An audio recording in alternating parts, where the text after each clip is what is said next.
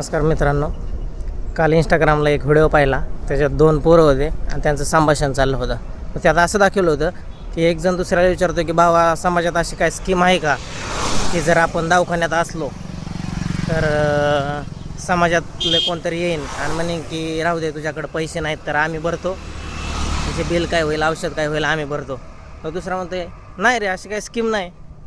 परत मग म्हणतो की बरं ठीक आहे, समजा एखाद्याला घरी खायला अन्न पाणी काय नाही, अजिबात जेवायला काय नाही आहे, तर ते 2 दिवसापासून उपाशी आहेत, तर समाजात अशी काही स्कीम आहे का की कोणतरी येऊन बोलेल की ठीक आहे, तुझ्याकडं काय खायला नाही तर आम्ही देतो, अशी काय स्कीम आहे का? तर तो बोलतो की नाही भावा.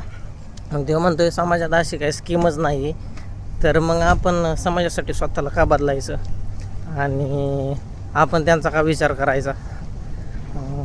समाज आपला जर विचार करत नाही तर आपण पण त्यांचा विचार नाही करायचा. त्यामुळं 4 लोक काय म्हणतील, समाज काय म्हणेन याच्याकडे लक्ष न देता आपल्या पोटापाण्याचा विचार आपण करायचा, आपण पैसे कमवायचे. धन्यवाद.